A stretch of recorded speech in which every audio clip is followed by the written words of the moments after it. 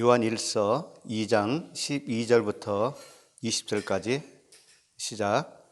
자녀들아, 내가 너희에게 쓰는 것은 너희 죄가 그의 이름으로 말미암아 사함을 받았으며, 아비들아, 내가 너희에게 쓰는 것은 너희가 태초부터 계신 이를 알았으며, 청년들아, 내가 너희에게 쓰는 것은 너희가 악한 자를 이겼음이라. 아이들아, 내가 너희에게 쓰는 것은 너희가 아버지를 알았으며, 아비들아, 내가 너희에게 쓴 것은 너희가 태초부터 계신 이를 알았으며, 청년들아, 내가 너희에게 쓴 것은 너희가 강하고 하나님의 말씀이 너희 안에 거하시며 너희가 흉악한 자를 이겼음이라. 이 세상이나 세상에 있는 것들을 사랑하지 말라. 누구든지 세상을 사랑하면 아버지의 사랑이 그 안에 있지 아니하니, 이는 세상에 있는 모든 것이 육신의 정욕과 안목의 정욕과 이생의 자랑이니 다 아버지께로부터 온 것이 아니요 세상으로부터 온 것이라. 이 세상도 그 정욕도 지나가되 오직 하나님의 뜻을 행하는 자는 영원히 거하느니라. 아이들아, 지금은 마지막 때라. 적그리스도가 오리라는 말을 너희가 들은 것과 같이 지금도 많은 적그리스도가 일어났으니, 그러므로 우리가 마지막 때인 줄 아노라. 그들이 우리에게서 나갔으나 우리에게 속하지 아니하였나니, 만일 우리에게 속하였더라면 우리와 함께 거하였으려니와 그들이 나간 것은 다 우리에게 속하지 아니함을 나타내려 함이니라. 너희는 거룩하신 자에게서 기름 부음을 받고 모든 것을 아느니라. 아멘. 오늘 말씀 제목은 마지막 때입니다. 요한 1서 2장 2장 1절부터 이 넷째 날에 속했어요. 그래서 17절까지가 넷째 날이에요. 그러니까 오늘은 12절부터 하니까 17절까지는 넷째 날에 속하는 그런 말씀이고요. 그 다음부터 20절까지가 다섯째 날이에요. 18절부터 20절까지가 다섯째 날, 이렇게 되죠. 성경은 그 진리의 복음을 여러 가지 측면에서 설명을 합니다. 그래서 동서남북으로 설명을 해 주셔요. 왜 여러 측면에서 설명을 하냐면, 복음이라는 것이 결코 간단한 문제가 아니기 때문에 그래요. 한 가지만 들었을 때는 다 된 줄 알았는데 또 다른 측면으로 설명을 하면 못 알아들어요. 그렇잖아요. 이 자동차도 앞에서 보는 것과 옆에서 보는 것과 뒤에서 보는 모양이 다 다르지요. 그러나 그 사면을 다 익히고 나면 자동차 하면은 나에게 있어서 자동차의 그림이 나오잖아요. 그와 같이 되어야 되기 때문에 여러 측면으로 설명을 해 주시는 거예요. 그래야 우리가 하나님의 자녀다, 영생을 얻었다 라고 할 때 내 안에서 그림이 영상으로 그려지는 거예요. 그래서 여러 가지 측면으로 설명을 해 주시는 거죠. 그래서 오늘은 계속 그 광야의 삶이라고 그랬습니다. 넷째 날은. 그렇기 때문에 광야에서 일어나는 그런 일, 광야에서 가르쳐주는 그 진리의 말씀들이 계속 이어져 나오는 거예요. 광야는 뭐냐? 이 사면, 동서남북이 다 완성이 되는 것이 광야예요. 그러니까 광야는 우리가 40년, 사자로 시작을 많이 하죠. 이게 동서남북이라는 거예요. 이 땅의 수인데, 이 땅의 수가 완성이 되면 그 자체가 천국이에요, 천국. 네. 그래서 계속 이어지는 그 말씀들이 지속적으로 반복이 되면서도 조금씩 다른 측면으로 설명을 하고 있는 거예요. 그러니까 복음은 반복일 수밖에 없어요. 같은 말씀을 하는데 표현은 좀 다르다고요, 표현은. 그래서 오늘도 비슷한 말씀들이 계속 나옵니다. 계속 비슷한데 잘 보면 설명을 좀 다른 측면으로 하고 있는 거예요. 결국은 다 듣고 보면 무슨 말씀인지는 똑같아. 똑같은 말씀을 또 했네. 이런 결론에 도달하게 돼요. 그래서 계속적으로 내 안에 그 천국이 그려지는 겁니다. 12절을 보시면 여기서도 자녀들아 이렇게 시작을 합니다. 이미 자녀가 된 겁니다. 광야의 삶은 이미 자녀가 됐어요. 자녀들아 내가 너희에게 쓰는 것은 너희 죄가 그의 이름으로 말미암아 사함을 받았으며 이렇게 표현을 해요. 오전에는 뭐라고 말씀하셨냐면 자녀들아 너희들이 범죄하지 않게 하려 합니다. 이런 말씀을 했잖아요. 근데 여기서는 조금 다르죠? 그의 이름으로 말미암아 사함을 받았으며 이렇게 말씀을 하고 있는 거예요. 다시 말해서 우리의 죄가 그의 이름으로 사함을 받았다라는 것이 무엇이냐 이걸 가르쳐 주는 거죠. 근데 여기서는 가르쳐 주지 않고 그냥 건너뛴단 말이에요. 그러니까 그의 이름으로 말미암아 너희들이 죄 사함을 받았는데 이거 이미 알고 있지? 이렇게 물어보는 것과도 같아요. 그러면 우리가 알고 있는지를 잘 살펴봐야 되잖아요. 그래서 죄가 사함을 받으면 자녀가 되잖아요. 자녀면 이미 죄 사함을 받은 거잖아요. 그런데 여기서는 그의 이름으로라고 그랬단 말이에요. 그의 이름으로. 그럼 그의 이름이 누굽니까? 예수 그리스도시죠. 우리에게 대언자가 있으니 곧 그리스도 예수 그리스도시다. 그랬단 말이죠. 그러면 그의 이름으로 죄사함을 받았는데 그의 이름을 믿으면 죄사함을 받는다는 말인가? 소위 말해서 예수 믿으면 구원받는다. 예수 믿으면 천국 간다. 그렇게 단순 논리로 되어진 것이냐라는 거예요. 그의 이름을 모르는 자는 없잖아요. 그런데 그의 이름을 통하여서 그 이름을 힘입어서 죄사함을 받았어요. 그의 이름으로 말미암아 이것을 다시 한번 생각을 해보자 이거예요. 정말 그 이름을 믿으니까 그 이름을 내가 아니까 나 죄사함 받았어. 하나님의 자녀야. 이렇게 되는 거냐 이거죠. 그의 이름은 예수 그리스도십니다. 그렇다면 그의 이름을 그 이름의 뜻이 있을 거 아닙니까? 예수라고 하는 이름의 뜻이 있고 그리스도라고 하는 이름의 뜻이 있죠. 그럼 그걸 알면 죄사함을 받은 걸까요? 네? 그 이름의 뜻을 알면 죄사함을 받았을까요? 그건 아닐 거 아니에요, 또. 그럼 어떻게까지도 얘기해야 될까요? 돼야죠. 네. 그걸 포이에오라고 그래요. 포이에오 단어가 되어진다. 그건 창조거든요. 창조. 그러니까 그 이름으로 말미암아 내가 죄사함을 받았다는 의미는 그의 이름 값이 그 이름이 의미하는 값이 있습니다. 그것이 나에게 적용이 되어져서 내가 그렇게 되어지는 거예요. 그 이름대로 되어지는 겁니다. 그 이름대로 되어져야 비로소 죄사함이라고 말할 수가 있어요.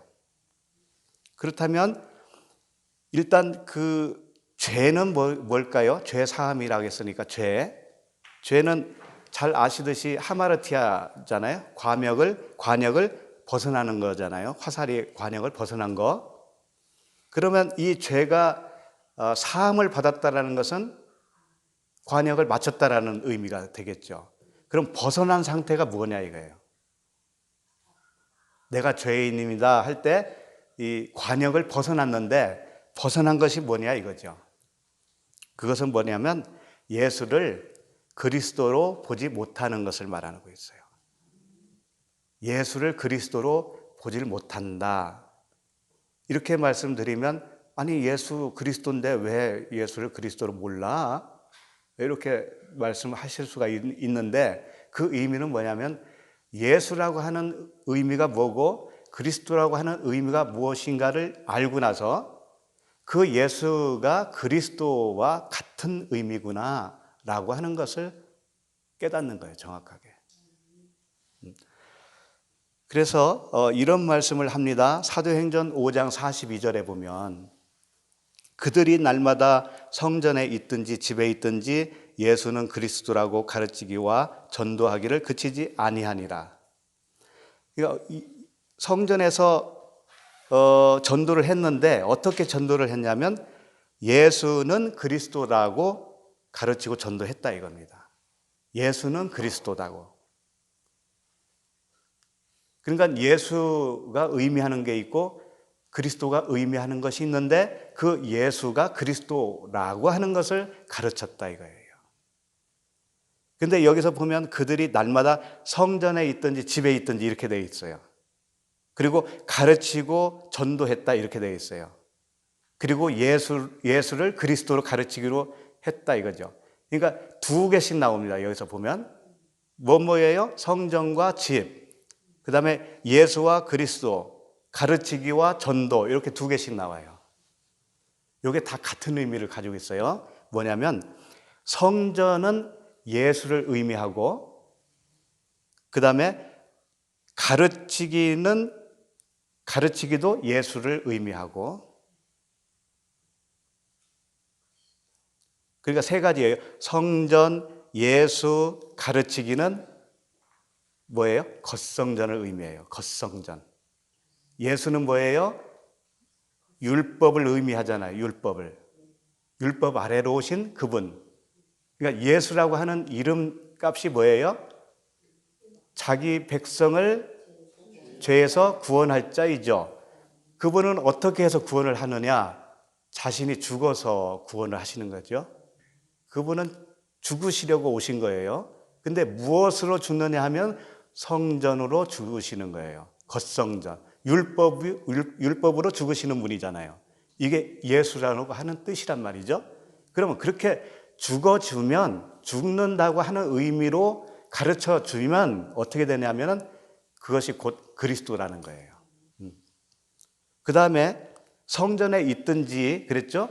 집에 있든지 그랬죠? 이 집과 예수는 그리스도라고 할 때 그리스도와 가르치기와 전도를 했다고 그랬죠? 이 전도와 이 짝이 세 가지가 똑같은 거라고요. 그러니까 집, 그리스도, 전도 요게 뭐예요? 그 이면을 말하는 거예요. 이면에 있는 거. 겉 안에 있는 이면을 말하고 있다고요. 좀 어려운가요? 그러니까 성전에 있든지 집에 있든지 할 때는 성전은 겉성전이고 집은 내면의 성전.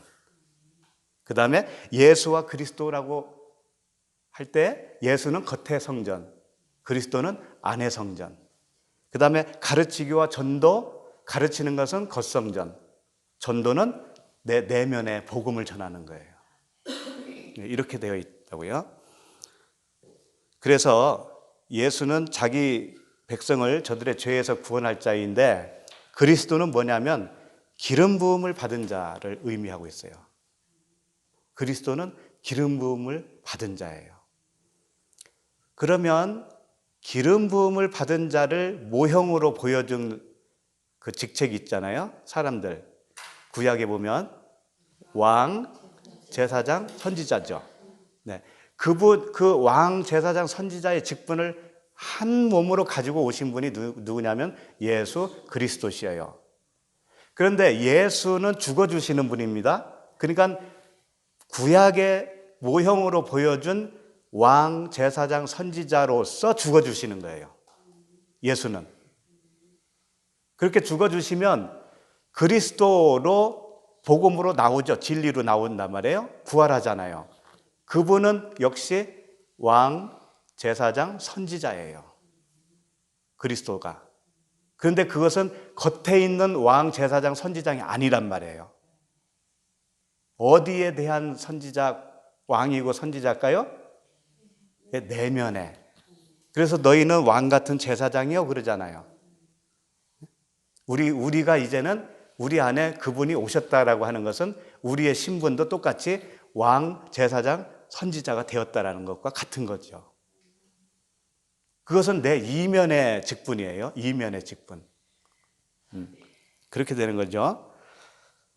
그러니까 그의 이름으로 죄사함을 받았다라는 것은 이런 내용으로 죄사함을 받는 거예요. 이런 내용을 깨달아 알고 죄사함을 받는 거예요. 이런 내용을 모르면 죄사함이 아니라고요. 그러니까 무당과 똑같아요. 예수 믿으니까 나 죄사함 받았어? 이건 무당과 똑같은 거라고요. 덮어놓고 그렇게 한다면. 그래서 예수님은요, 죽으시고 부활하셨잖아요. 근데 이 부활했다고 하는 단어가 예수님에게는 다르게 적용이 됩니다. 원래 부활은 아나스타시스라고 되어 있어요. 아나스타시스. 이건 뭐냐면 위로 똑바로 일어섰다, 그런 뜻이에요. 위로 똑바로 다시 태어난 거예요. 다시 살아난 겁니다. 죽음은 누워있는 걸 죽음이라고 그러잖아요. 그런데 아나스타시스는 죽어있는 상태에서 위로 살아나는 거예요. 하늘적 존재로 살아나는 거예요. 이게 부활입니다. 그런데 예수님에게는 이 단어를 잘 사용을 안 해요. 물론 이 단어를 사용한 적도 있어요. 근데 어떤 단어를 쓰냐면 에게르시스라고 하는 단어를 써요. 에게르시스. 이게 뭐냐면 재생이라고 하는 의미가 있어요. 재생. 그러니까 이 표면이 이면으로 바꿔졌다라고 하는 의미예요. 예수님은. 그러니까 예수님이 부활하셨다라고 할 때 그분은 표면으로서 죽었다라고 표현도 가능하지만 표면이 이면으로 바뀌어진 거예요. 그걸 몸으로 보여준 것뿐입니다. 죽고 부활하신 것으로 의미를 담고 자신이 몸으로 직접 그것을 보여주신 거예요.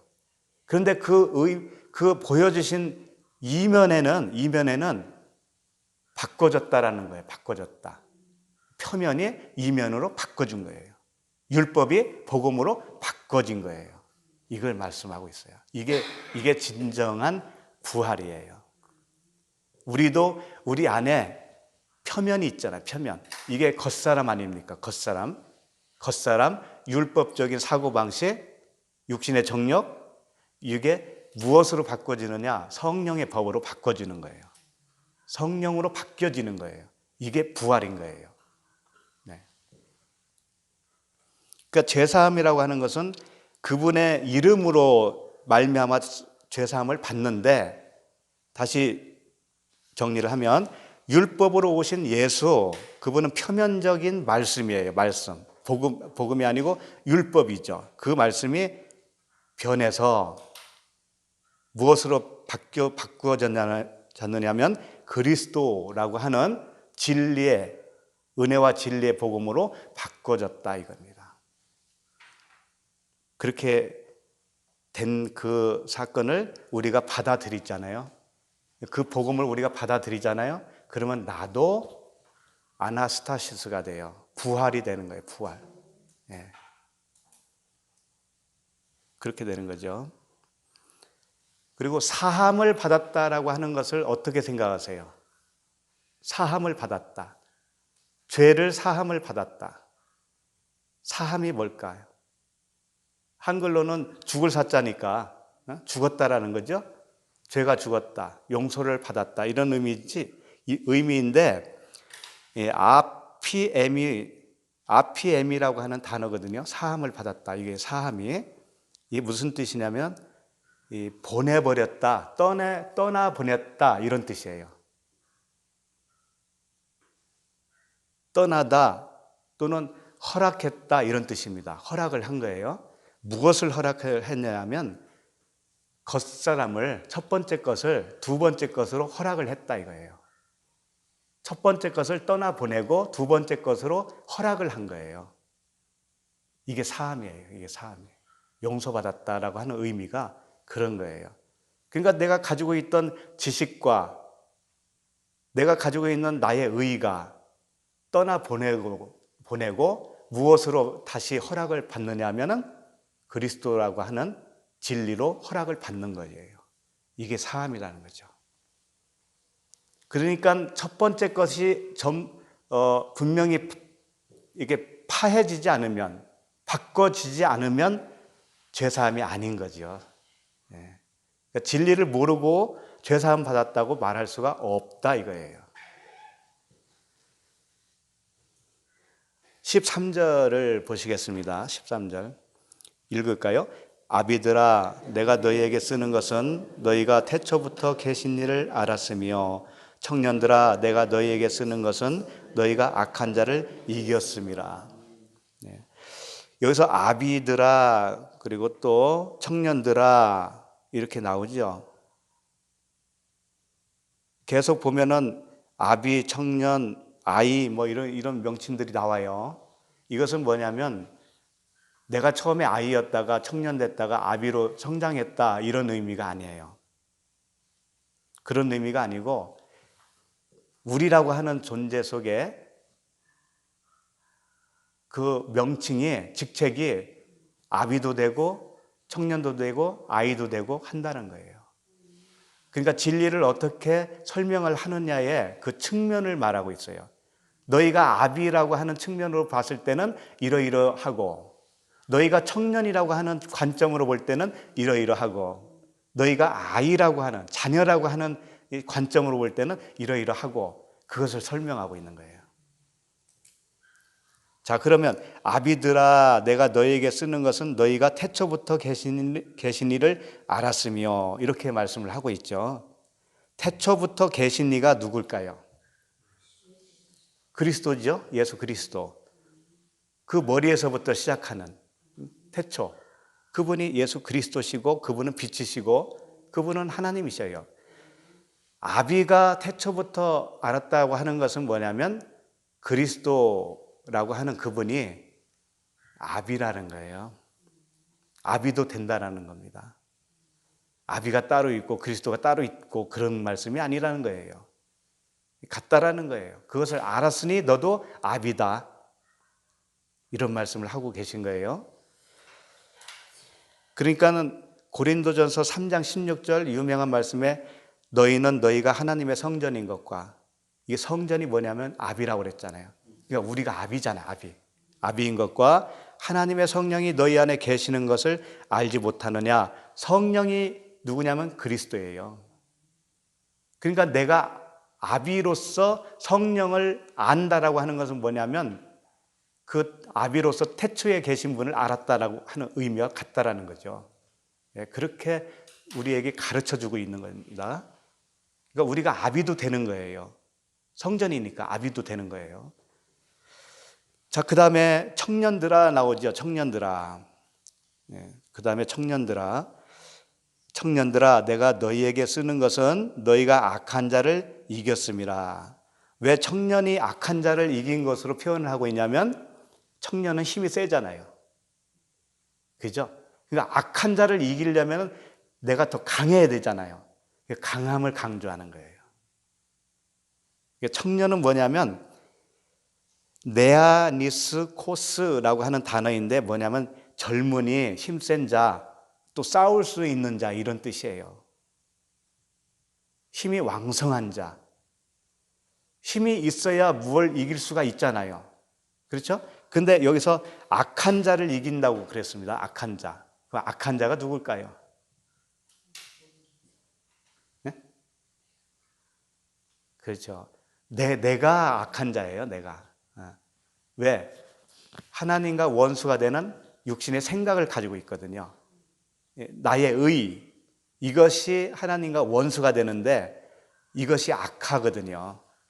이 악한 상태, 그리고 율법의 말씀으로 내가 무장하고 있는 상태거든요. 율법의 말씀으로. 율법의 말씀 달달 외우는 사람들이 얼마나 강한지 아세요? 하나님도 못 이겨요, 그 사람. 못 이겨 먹어요, 하나님도. 그래서 하나님도 포기하죠. 포기하다가 언제 덮치냐면 이제 힘 다 빠졌을 때. 힘 다 빠지고 이빨 다 빠지고 그때 하나님이 슬슬 작업을 하시죠. 그러니까 청년은 이기는 자로서 표현을 하고 있습니다. 재미있는 표현이 있어서 하나 보겠는데요. 마가복음 14장 51절이에요. 마가복음 14장 51절에 보면 예수님이 이 붙잡히니까 제자들이 다 도망가지요. 제자들이 도망갑니다. 도망가야 좋을까요? 어떻게 되는 걸까요? 예수님은 버리는 자죠. 버리는 자. 율법이잖아요. 그러면 내가 율법에서 떠나려면 율법에서 도망가야 맞아요? 틀려요? 예? 도망가야 맞잖아요. 그러니까 제자들이 예수님이 붙잡히니까 다 도망가는 것으로 표현하고 있는 거죠. 몰랐죠?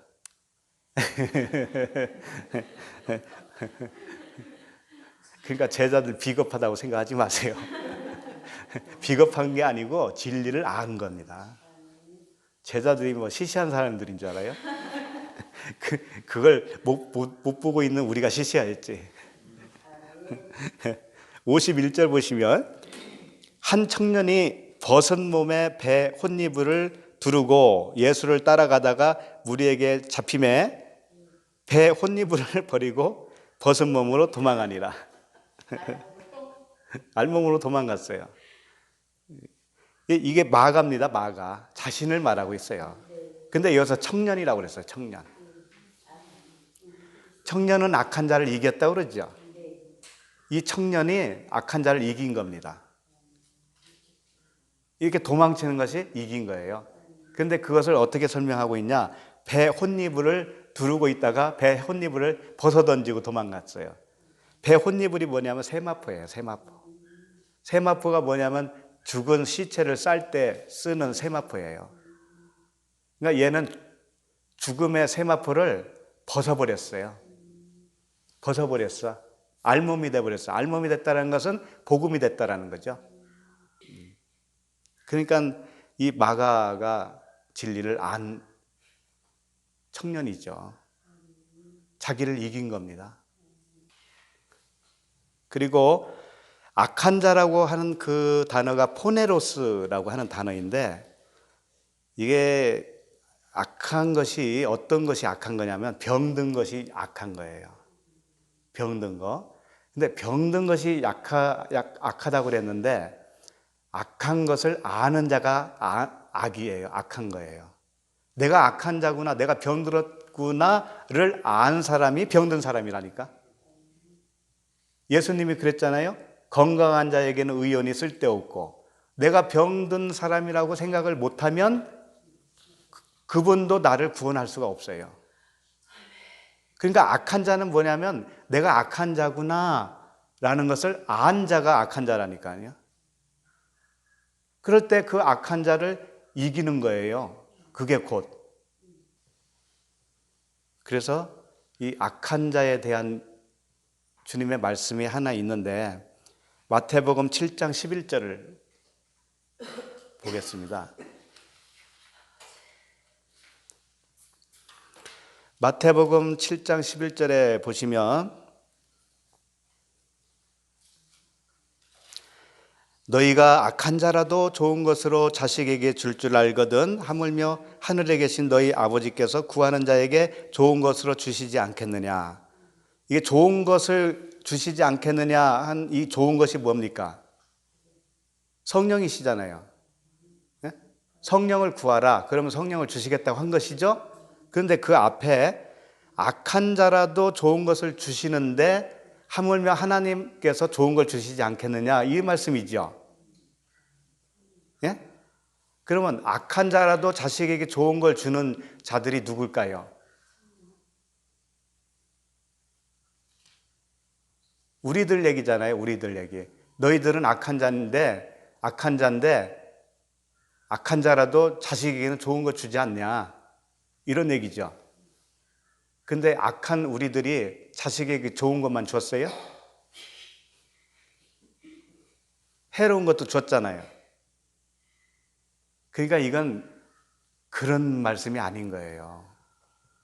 악한 자라도 자식에게 좋은 거 준다라는 의미는 내가 악한 자라고 알 때 다른 사람에게 좋은 걸 줄 수가 있다 이거예요. 아니 내가 악한 자가 되려면 악한 것을 알아야 악한 자라니까요. 그럼 내가 악한 자인 줄 알았으면 이미 나를 이긴 거지요. 그럼 이긴 자는 뭐냐면 청년이잖아요. 청년은 뭐예요? 아비도 되잖아요. 그럼 아비가 자식에게 좋은 걸 주죠. 복음을 줄 수가 있잖아요. 그 말씀이에요. 하나님이 우리에게 한 것과 똑같이 우리도 그렇게 한다 이거예요. 하나님도 스스로가 자기가 악함이 있다는 걸 아시는 거예요. 그 의미가 뭐예요? 율법이 악한 거지요. 그거 알고 계시다니까요, 그분이. 아시니까 그걸 폐하려고 자기 몸으로 죽으신 거잖아요. 그렇게 죽으셔야만이 우리에게 좋은 걸 줄 수가 있기 때문에, 성령으로. 그와 같이 우리도 악한 자이구나 내가 알면 다른 사람에게 좋은 걸 줄 수가 있어요. 안 그래요? 그 말씀이에요, 이게. 마태복음 12장 34절을 좀 보시겠습니다. 마태복음 12장 34절. 독사의 자식들아 너희는 악하니 어떻게 선한 말을 할 수 있느냐 이는 마음에 가득한 것을 입으로 말함이라 그랬습니다. 독사의 자식은 율법 아래에 있는 자식이에요. 이 자는 악하다 이거예요. 그래서 그 악하다고 자기가 독사라고 깨닫기 이전까지는 선한 말을 할 수가 없어요. 그 이전까지 나오는 말은 다 독사의 말이고 악한 말이 되는 거죠. 그러니까 그 말을 들어보면 알 수가 있다라는 거잖아요. 이게 중요한 거예요. 다시 정리를 하면 그 율법, 주님이 이런 말씀을 했죠. 너희가 하나님 말씀을 오해하였도다 그랬잖아요. 오해하였도다. 그러니까 우리가 다 오해를 하는 거예요. 처음에는. 그 오해를 한 그 상태에서 살고 있었다가 이것이 내가 오해를 했구나 라고 여겨질 때 그게 이제 내가 악한 자가 된 것이에요. 그때 비로소 내가 병든 자가 된 거예요.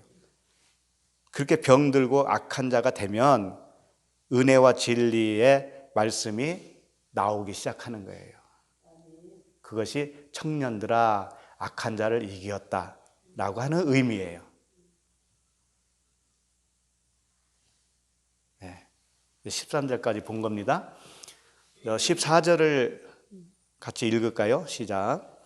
아이들아 내가 너희에게 쓴 것은 너희가 아버지를 알았으며 아비들아 내가 너희에게 쓴 것은 너희가 태초부터 계신 이를 알았으며 청년들아 내가 너희에게 쓴 것은 너희가 강하고 하나님의 말씀이 너희 안에 거하시며 너희가 흉악한 자를 이겼음이라.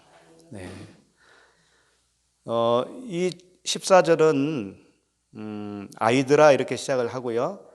또 아비들아도 나와요. 아비들아 아까 나왔는데 여기서 또 나와요. 그 다음에 청년들아도 또 나와요. 그렇지만은 말씀이 조금 더 덧붙인 내용들이 있는 겁니다. 같은 말씀이지만 또 다른 측면으로 설명을 하고 있는 거예요. 그럼 아이들아 너희에게 쓴 것은 너희가 아버지를 알았다라고 하는 것은 뭐냐? 이 아이는 어린아이를 말하고 있습니다. 어린아이. 이런 말씀이 있어요. 고린도전서 14장 20절에 형제들아 지혜 있는 아이가 되지 말고 지혜에는 아이가 되지 말고 악에는 어린아이가 되라 이렇게 되어 있어요. 지혜에는 장성한 사람이 되라 이렇게 되어 있어요. 그러니까 예수님이 아이를 세우고 이 아이와 같이 되지 않으면 천국에 가지 못한다고 그랬잖아요. 이건 뭐냐면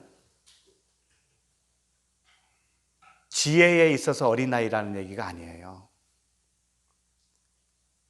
여기 말씀대로 지혜에는 아이가 되지 말라고 그랬잖아요.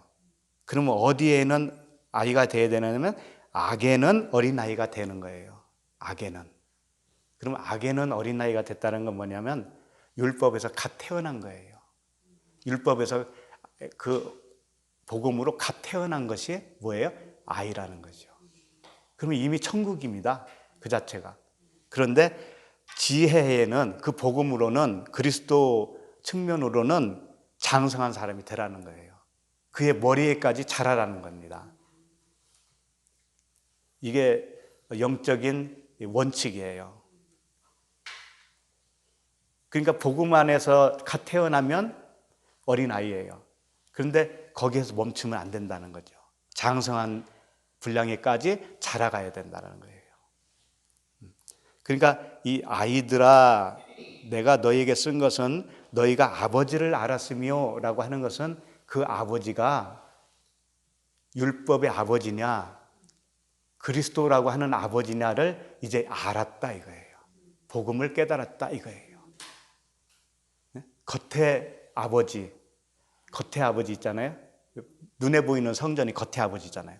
그런데 이면의 아버지를 이제 비로소 안 거예요. 그러면 어린아이다 이거죠. 그 다음에 뭐죠? 아비들아 나오잖아요. 또 아비들아 내가 너희에게 쓴 것은 너희가 태초부터 계신 일을 알았으며 이것은 아까 12절인가요? 거기서도 이미 나왔었어요. 예. 아비들아 내가 너희에게 쓴 것은 너희가 태초부터 계신 일을 알았다. 그러니까 아버지 아비들아 할 때는 성전들아 이런 뜻이에요. 성전들아. 예. 태초로부터 계신 이가 누구예요? 아르케 그 베레시트 그리스도라고 하는 그 머리를 알았다 이거죠. 예. 그 성전 안에 그리스도가 계시다라는 것을 알았다 이거예요. 예. 이것이 그 말씀이고 그 다음에 청년들아 내가 너희에게 쓴 것은 너희가 강하고 하나님의 말씀이 너희 안에 거하시며 너희가 흉악한 자를 이겼습니다. 아까 13절에 위에서는 뭐라고 했어요? 청년들아 악한 자를 이겼다라고 간단하게 되어 있는데 여기에는 뭐라고 되어 있냐면 너희가 강하고가 나오죠. 강하고 그 다음에 강하고 하나님의 말씀이 너희 안에 거하시며 말씀이 거하신다라는 말씀이 추가가 됐죠. 그리고 흉악한 자를 이겼다라고 했는데 이건 악한 자 똑같은 단어예요. 근데 번역도 보면은 아까는 악한 자라고 해놓고 여기는 또 흉악한 자라고 그래. 똑같은 단어예요. 포네로스라고 하는 단어. 똑같아. 그러니까 악한 자, 흉악한 자가 같은 겁니다. 그러니까 강한 청년은 이렇게 되는 거예요. 강한 청년은 뭐냐면 말씀이 우리 안에 있다. 그 로고스가 너희 안에 레마로 있다 이런 뜻이에요. 이게 강한 자다 이거죠. 그래야 그 악한 자, 율법, 나의 생각, 나의 의 이것을 죽일 수가 있는 거잖아요. 이길 수가 있는 것이죠. 네, 그 다음에 15절로 갑니다. 15절. 이 세상이나 세상에 있는 것들을 사랑하지 말라. 누구든지 세상을 사랑하면 아버지의 사랑이 그 안에 있지 아니하니. 자, 이 세상이나 세상에 있는 것들을 사랑하지 말라 그러니까 온통 세상에 나가 보면은 사랑할 거 많잖아요. 쇼핑센터 가면 살 것도 많고 거리에 나가면은 뭐 얼마나 갖고 싶은 게 많습니까? 이런 걸 말씀하고 계실까요? 그럼 뭘까요? 세상을 사랑하지 말라고 하는 것은 이 세상은 호코스모스예요. 호코스모스. 그 세상이라는 뜻이에요. 그 세상. 그것은 이 코스모스라고 하는 단어가 어떤 의미를 가지고 있냐면 질서예요. 그 다음에 장식 또는 꾸밈 이렇게 되어 있어요. 그러니까 각종 장식으로 꾸몄어요. 질서 있게 꾸몄어요. 이게 뭐냐면 율법이라는 거예요. 성경을 보면 문자로 쫙 보면은 뭔가를 꾸며놨잖아요. 말씀으로 쫙 꾸며놨어요. 이것이 율법 세상이라는 뜻이에요. 율법 세상. 하나님의 말씀 자체를 율법으로 볼 때 이게 세상이라는 거예요. 그럼 세상에 있는 것을 사랑한다는 것은 뭐냐면 마치 이와 같죠. 하와가 그 생명나무를 볼 때 선악과 나무로 딱 보잖아요. 그리고 먹음직 보암직 지혜롭게 할 만큼 탐스럽게 보였잖아요. 요거예요. 그러니까 하나님의 말씀을 어떻게 보고 있냐면, 저 말씀대로 내가 잘 지켜나가면, 저 말씀이 요구하는 대로 내가 잘 따라 지켜나가면 얻을 게 많구나, 이렇게 생각하는 거예요. 이것이 세상을 살아가는 겁니다. 세상을 사랑하는 거예요, 그것이. 그렇게 하지 말라는 거예요. 그렇게 하지 말라. 누구든지 세상을 사랑하면 아버지의 사랑이 그 안에 있지 않다. 이 세상에 나갔을 때 뭐 먹고 싶은 거, 가지고 싶은 거 하나 샀다고 해서 그것을 의미한다면 그 속에 아버지의 사랑이 없다라고 말할 수 있어요? 그런 말씀이 아닐 거 아니에요. 이것은 구원이냐 아니냐를 따지고 있는 말씀이잖아요. 아버지의 사랑이 있으면 구원이고 없으면 탈락이잖아요. 이게 굉장히 심각한 말씀 아닙니까, 이것이? 그러니까 아버지의 사랑이 그 안에 있지 않다. 그 율법 안에서 탐심으로 가지고 있으면 그것은 그 아버지의 사랑이 없다 이거예요. 정말 우리 안에 들어오시는 그 성령의 그 아버지의 사랑이 없다 이겁니다. 왜? 껍데기만 붙들고 있으니까 그 안에 계신 분이 우리에게 들어오지 못하신 거잖아요. 그러니까 우리에게 그 아버지가 안 계신 거예요. 그리고 요한계시록 여기 한번 볼까요? 요한계시록 11장 15절에 보면 요한계시록 11장 15절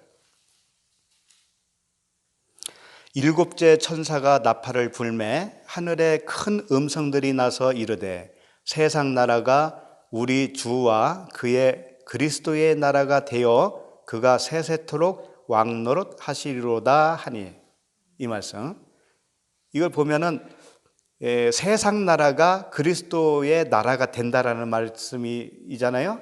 세상 나라가 뭐냐면 율법의 세상을 말하고 있고요. 그리스도의 나라가 그 진리의 나라를 말씀하고 있어요. 이게 그렇게 바꿔진다는 거예요. 바꿔진다. 그런데 전제가 뭐냐면 일곱째 천사가 나팔을 불 때 이렇게 된 거예요. 나팔을 불 때 하늘에 큰 음성들이 나서 이렇게 되었다라는 겁니다. 그러면 일곱째 천사가 나팔 부는 것은 뭐냐면 이 나팔은 이 모은다라고 하는 의미가 있어요. 나팔을 불면 모으잖아요. 군인들이 막 연병장에 모이잖아요. 그와 같이 나팔을 부는 것은 주님의 백성들을 모으는 거예요.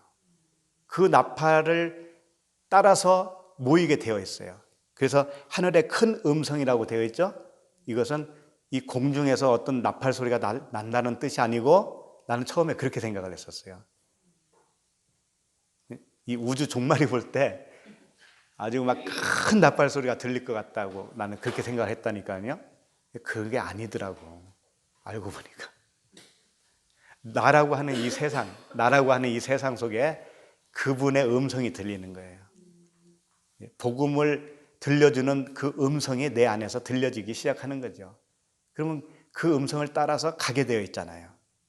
그렇게 되면 어떻게 되냐? 세상 나라가 그리스도의 나라로 바꿔진다 이겁니다.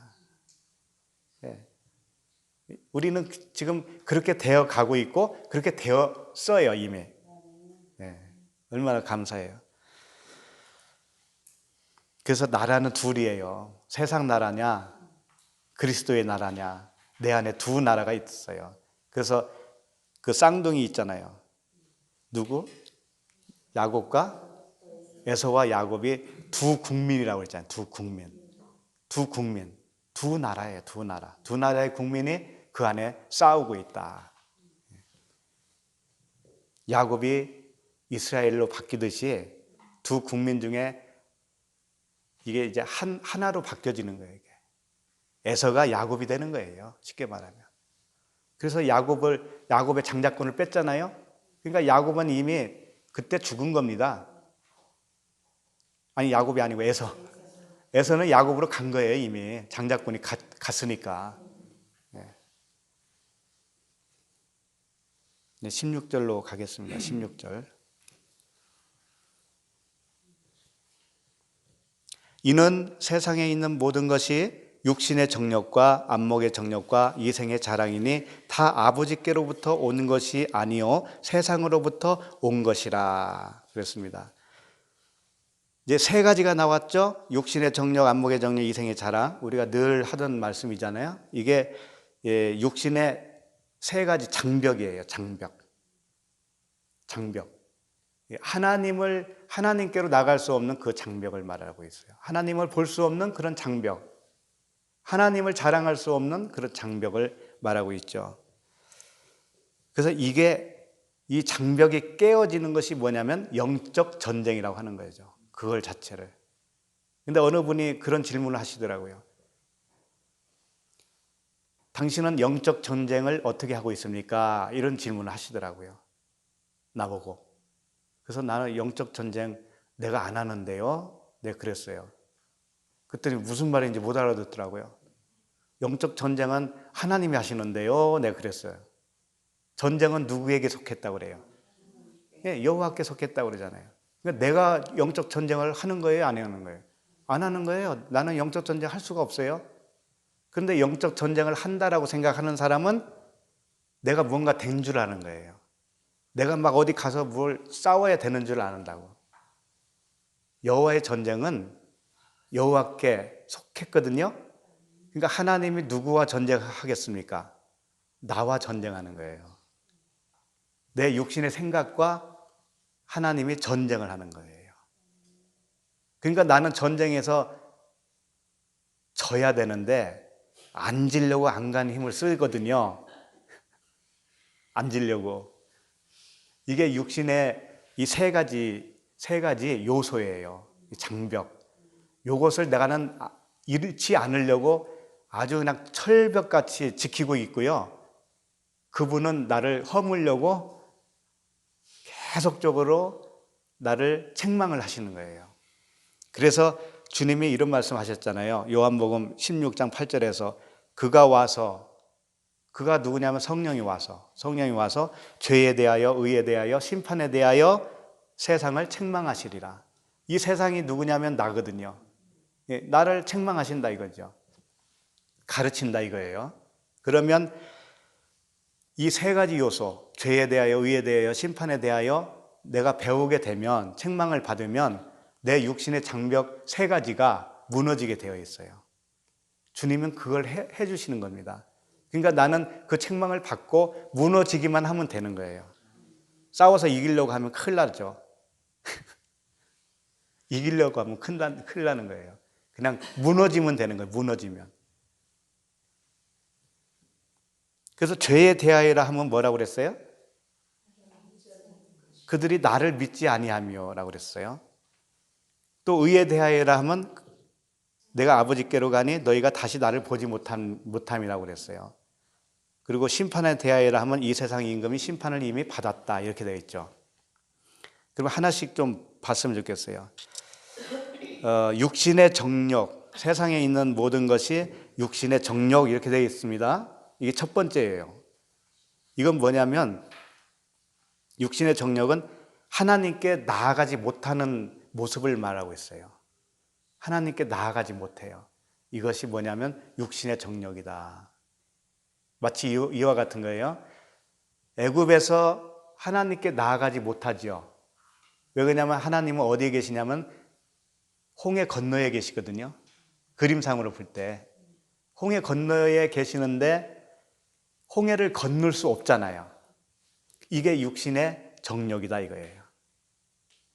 그러니까 세례를 받지 못한 상태, 물 세례를 받지 못한 상태가 육신의 정욕에 있는 상태예요.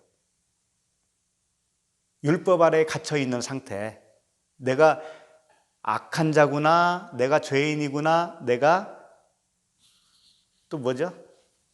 병든 자구나, 이걸 모르고 있는 상태가 뭐예요?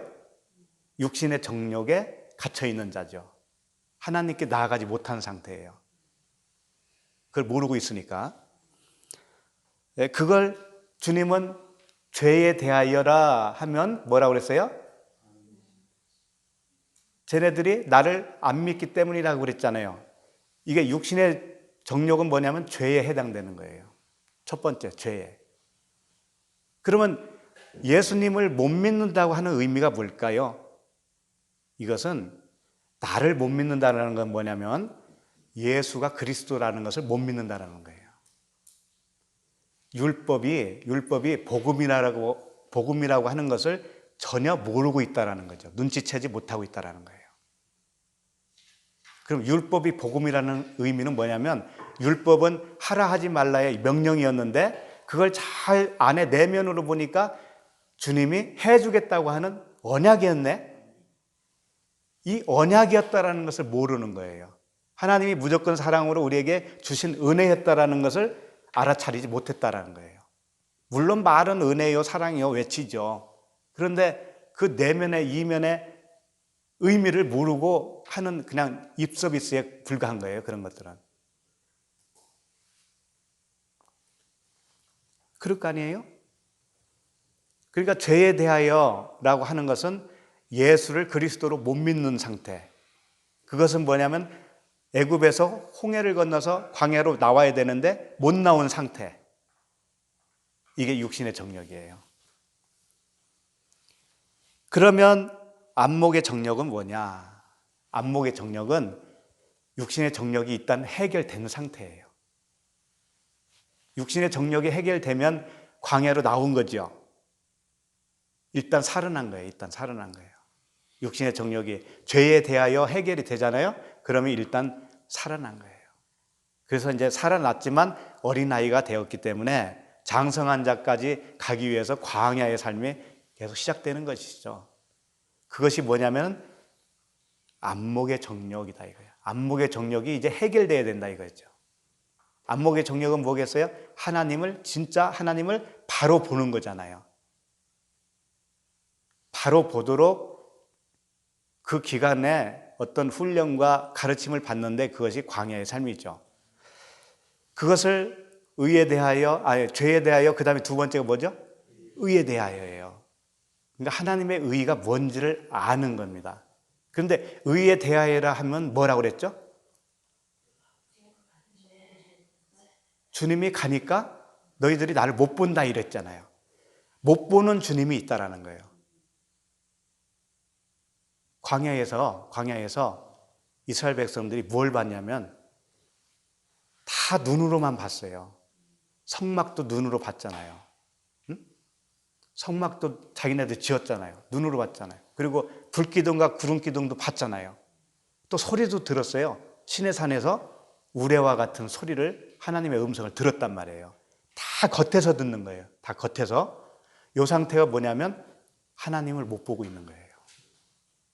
이게 해결돼야 돼, 이게. 이게 이제 안 보여야 된다 이거예요. 의에 대하라 하면 내가 아버지께로 가니까 너희들이 이걸 겉에서는 보지 말라는 거예요, 이제는. 그러면 아버지께로 간다는 것은 어디로 가는 걸까요? 내 안으로 들어가는 거예요. 내 안으로 들어오겠다는 거예요. 밖에 계시다가 내 안으로 들어오니까 이게 의라는 거예요, 이게. 그러니까 율법은 항상 밖에 있는 거예요. 예? 율법은. 우리를 행위를 요구하잖아요, 행위를. 그러니까 내가 몸으로 행위로 해야 되잖아요. 이것은 하나님이 겉에 계시단 말이에요. 그런데 그분이 아버지에게로 간다는 것은 내 내면 성전으로 가신다 이거예요. 그리스도로 가신다 이거예요. 이렇게 되는 것이 뭐냐면 의라는 겁니다. 이것이 하나님을 본다라는 거예요. 그러니까 안목의 정력은 뭐냐면 하나님을 못 보고 있는 거예요. 근데 겉으로는 봐요. 표적을 본다고요. 이것은 뭐예요? 아직 예수를 보는 거예요. 십자가에서 죽지 않은 예수를 보고 있는 것과 똑같은 거예요. 응? 그러면 안 되잖아요. 죽으시고 부활하신 그분을 봐야 되는 거잖아요. 근데 그분은 우리 내면에서 보는 거라니까. 그겁니다. 그러니까 두 번째 안목의 정력은 보는 거, 하나님을 내 내면에서 보는 거, 이것을 의미하는 것이죠. 그 다음에 마지막으로 뭡니까? 이생의 자랑이죠. 이생의 자랑인데 이게 세 번째입니다. 그러면 성령이 오셔서 세 번째가 뭐죠? 심판에 대하여라면 세상 임금이 심판을 받았으며, 세상 임금이 누구냐면 예수님 자신이에요. 예수님 자신이 율법 세상에 왕으로 오셨잖아요. 그러니까 율법 세상의 왕으로 죽으시는 거예요, 그분이. 그와 같이 너도 세상 임금이었거든. 너도. 그러니까 마지막 이게 해결되는 문제예요. 내가 죽는 거예요, 이제 죽는 거. 이게 십자가에서 죽음이에요. 이게 요단강 건너가는 거예요. 이게 세 번째 단계가 요단강에 건너가는 거예요. 이렇게 되면 비로소 어떻게 되냐면은 하나님과 연합을 했다, 이렇게 말할 수가 있는 거예요. 그리스도와 하나가 되었다. 혼인잔치를 이제 하게 되었다, 이렇게 표현할 수가 있는 것이죠. 자, 17절로 갑니다. 이제 거기까지 해결됐죠. 16절까지 해결됐고 17절 읽겠습니다. 이 세상도 그 정욕도 지나가되 오직 하나님의 뜻을 행하는 자는 영원히 거하느니라. 이 세상도 그 정욕도 지나간다고 하는 것은 율법도 지나가고 나의 겉사람도 지나가고 그 세 가지 요소가 다 지나가는 거예요. 지나가면 하나님의 뜻을 행하는 자가 되는 것이고 영원히 그분과 하나로 거하는 것이 되는 것이다, 이렇게 되는 거죠. 그러니까 성령의 세 가지 책망으로 육신의 세 가지 장벽이 무너지면 이렇게 되는 거예요. 무너지면 그분이 당연히 우리 안으로 들어오신 거죠. 우리를 성전 삼아서 오시는 것이죠. 그러면 그게 그 자체가 뭐냐면 영원 안에 거하는 자예요. 영원히 거한다. 자, 그러면 18절을 가겠습니다. 18절. 이제 18절부터는 다섯째 날에 해당됩니다. 다섯째 날은 광야의 삶이 끝난 거예요. 이제 진짜 십자가에서 죽는 시점을 말하고 있어요. 십자가에서 이생의 자랑이 딱 끝나야 된다고 그랬잖아요. 이생의 자랑이. 내 자랑이 끝나고 내 의의가 끝나고 하나님의 의로 살게 되는 그 시점이죠. 이게 다섯째 날이에요. 요단강을 건너가는 시점. 자, 읽겠습니다. 18절. 아이들아, 지금은 마지막 때라. 적그리스도가 오리라는 말을 너희가 들은 것과 같이 지금도 많은 적그리스도가 일어났으니 그러므로 우리가 마지막 때인 줄 아노라. 이게 마지막 때라고 그러죠. 이 광야의 끝지점에 온 겁니다. 이제 다섯째 날에 들어간 거예요. 요단강을 건너가는 겁니다. 그때 마지막으로 시험이 있는 거예요. 그때 이제 요걸 통과하는 것이 십자가 죽음이에요. 마지막 때라고 하는 그 에스카토스, 그 단어, 이게 끝, 종말, 이런 뜻입니다. 십자가에서 죽으면 끝이잖아요. 나로서는 끝나는 거예요. 그리고 새로운 차원의 내가 나로 살게 되는 것이죠. 그런데 그때는 어떤 자가 출현한다고 그래요? 그렇죠. 적그리스도. 안티크리스토스. 안티 하시죠, 안티. 안티크리스토스. 적그리스도가 오리라는 말을 너희가 들은 것과 같이 이제 온다 이거죠. 근데 적그리스도가 어디에 있을까요? 내 안에 있어요. 마지막 이제 죽지 않은 나. 그것은 어떤 거냐면은 그 요한 2서 1장 7절을 보세요. 요한 2서예요. 2서 1장 7절. 요한 2서 1장 7절에 보시면 미혹하는 자가 세상에 많이 나왔나니 이는 예수 그리스도께서 육체로 오심을 부인하는 자라. 이런 자가 미혹하는 자요 적 그리스도니. 이 말씀. 이 미혹하는 자는 나의 생각입니다. 내 안에 내 생각이죠. 이것이 많이 있다라는 거예요. 이게 왜 많이 나타나냐면 마지막 때 십자가에서 죽을 때는 최고 발악을 하는 거예요. 나라고 하는 생각이 나를 최대한 발악을 해서 못 살게 구는 거예요. 괴롭게 하는 거죠. 그런데 예수 그리스도께서 육체로 오심을 부인하는 자가 미혹하는 자라고 그랬죠. 예, 육체로 오심을 부인하는 자라고 그랬는데 육체로 온다라는 단어가 에르코메논 이렇게 되어 있어요. 오신다, 임하심 이런 뜻이에요. 예? 에르코메논 이렇게 되어 있는데 이게 현재 중간태로 되어 있어요. 현재 중간태로 되어 있다는 건 뭐냐면 지금 현재 오신다라는 거예요. 이것을 잘못 이해하면 예수님이 그리스도께서 예수라고 하는 육체로 오셨잖아. 그거 다 믿고 있는데 이렇게 말할 수가 있죠. 근데 그 뜻이 아니란 말이에요. 이것은 내 안에 나라고 하는 육체 안에 현재 오신다 이거예요. 현재 누구든지 간에 그 현재예요. 현재. 그러니까 2000년 전에 오신 예수를 말하는 게 아니고 내 안에 나라고 하는 육체 안에 그리스도께서 오시는 것이 뭐냐? 내가 마지막 죽고 그리스도로 사는 것이죠. 갈라디아서 2장 20절처럼 내가 사는 것이 아니요 내 안에 그리스도께서 사시는 것이라. 이게 다섯째 날이에요. 이게 통과해야 되는 거예요. 네. 이렇게 되면 어떻게 되냐면 이 생의 자랑이 끝나는 겁니다. 나의 자랑은 끝나요. 이제는 그분에게서 나오는 말은 다 누구의 말만 나오냐면 그리스도의 말만 나와요. 복음만 나와요. 복음만. 오늘 은혜 받았다고 하시더라고요.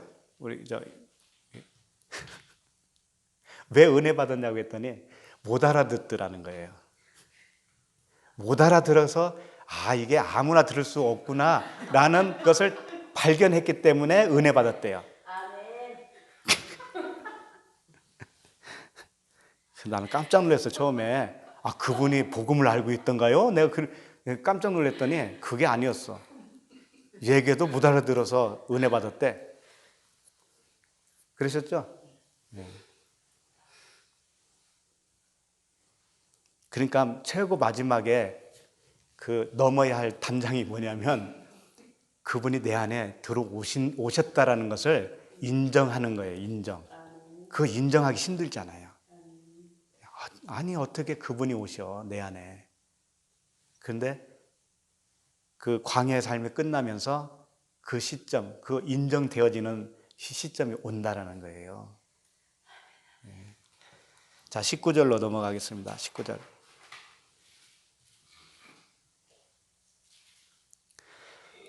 읽을까요? 시작. 그들이 우리에게서 나갔으나 우리에게 속하지 아니하였나니 만일 우리에게 속하였더라면 우리와 함께 거하였으리와 그들이 나간 것은 다 우리에게 속하지 아니함을 나타내려 함이니라. 자, 이 말씀을 보면 우리에게서 나간 자가 있단 말이에요. 우리에게서 나간 자가 있는데 나간 이유는 뭐냐면 우리에게 속하지 아니하였기 때문에 나갔다 이런 거예요. 만약에 안 나갔다라고 한다면 우리와 같은 것인데 우리와 다르기 때문에 나갔다 이런 말씀들이잖아요. 그러면 이것은 어떤 공동체를 말할 수도 있어요. 예를 들어서 복음의 공동체에 어느 분이 왔는데 말귀를 못 알아들어요. 그래서 결국은 못 버티고 나갈 수도 있잖아요. 물론 그런 것으로도 해석이 가능해요, 이게. 근데 그런 것보다는 내 안에서 일어나는 일이라고 그랬죠, 성경 말씀은. 그러니까 나간 자도 나예요. 남은 자도 나예요. 뭐가 나갔다라는 거예요? 나의 의가 나갔다라는 거죠. 율법이 나갔다라는 거죠. 그게 복음과 같이 있을 수가 없잖아요. 그 말씀이에요. 이제 복음을 계속 듣다 보면 내가 바뀌어져요. 그러면 옛날에 나는 나간 거예요. 안 그래요? 옛날에 내가 나갔으니까 현재 복음 안에 있죠. 그 말씀이에요. 그러니까 이것은 완전히 이제 다섯째 날을 돼가지고 광야를 다 끝내고 요단강을 건너온 자예요. 건너오면 이렇게 된다는 거예요. 완전히 나가는 거죠. 그게 십자가 죽음이에요. 옛것은 지나가고 보라 새 것이 되었도다. 이렇게 되는 거죠. 이렇게 돼야 됩니다, 우리가. 민수기 14장 33절을 좀 펴보시기 바랍니다.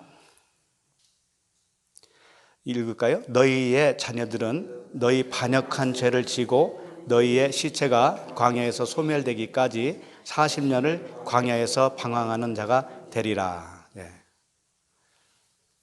자, 하나님께서 미리 말씀을 해주시는 거예요. 40년이 광야 생활 40년 끝나기 전에 시작점에서 말씀을 해주시는 겁니다. 뭐라고 하냐면 너희들은 이 반역한 죄가 있기 때문에 너희 시체가 광야에서 다 소멸될 거다.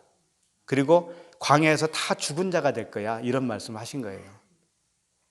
근데 그 반역한 것이 뭐냐면 그 계속 읽어보면 나와요. 37절 보세요. 37절. 곧 그 땅에 대하여 악평한 자들은 여호와 앞에서 재앙으로 죽었고 38절. 그 땅을 정탐하러 갔던 사람들 중에서 오직 눈의 아들 여호수아와 여분네의 아들 갈렙은 생존하니라. 이렇게 되어 있어요. 그러니까 10명이 정탐꾼 10명이 정탐하러 갔었습니다. 초기에 가나안 땅을 갔었죠. 그런데 여호수아와 갈렙 빼놓고는 다 부정적인 말을 했죠. 이걸 범죄했다라고 주님이 말씀을 해주신 거예요. 그러면 어떤 눈으로 봤느냐가 결정이 지어졌잖아요. 여분네의 아들 누구예요? 아들 여호수아와 여분네의 아들 갈렙만 하나님의 눈으로 보게 된 거죠. 그리스도의 눈으로 본 겁니다. 그리고 나머지는 그 눈으로 안 봤다라는 거죠. 그러면 눈으로 안 본 그 잘못된 눈, 그 육신의 눈이잖아요. 안목의 정력이죠. 이걸 다 죽여야 되잖아, 하나님은. 그러니까 한 사람을, 나라고 하는 한 사람을 이런 사건을 통해서 설명을 하고 있는 거예요. 그리고 그 광야에서 모두 죽어야 되는 그 소멸되어야 하는 그 죄가 우리의 육신의 정력, 안목의 정력, 이생의 자랑이에요. 그것을 광야 40년 동안 다 죽이고 소멸시키고 두 사람만 들여보내죠. 그 1세대에서는. 그 두 사람이 1세대 60만 명을 대표로 한 거죠. 새로운 60만 명. 60만 명이 죽고 60만 명이 새로 들어가잖아요. 그것을 60만 명을 여호수아와 갈렙으로 표현을 하고 있어요. 여호수아와 갈렙은 누굴까요? 예수 그리스도예요. 그러니까 10명의 정탐꾼이라고 하는 것은 십계명이라고 볼 수도 있어요. 십계명이 하나하나 지켜야 할 종목으로 보면 그것은 정탐꾼, 그 잘못된 정탐꾼, 그 눈이 되는 것이고 그것을 제대로 이면으로 깨달아서 하나님의 언약으로 알게 되면 어떻게 되냐면 예수 그리스도로 보게 되는 거예요. 그렇게 해서 가나안에 입성을 하는 겁니다. 여호수아와 갈렙은 예수와 그리스도를 의미하고 있다. 이런 말씀이고요.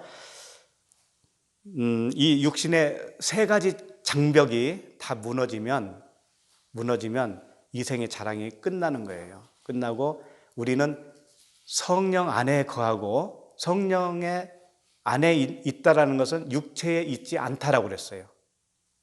성령으로 사는 자는 육체에 있지 않다라고 되어 있어요. 성령으로 사는 자는 이미 이 세상에서는 끝난 겁니다. 육체로는 끝난 거예요. 그리고 영으로 사는 거예요. 영으로 무리를 걸으면서 사는 거예요. 얼마나 좋아요.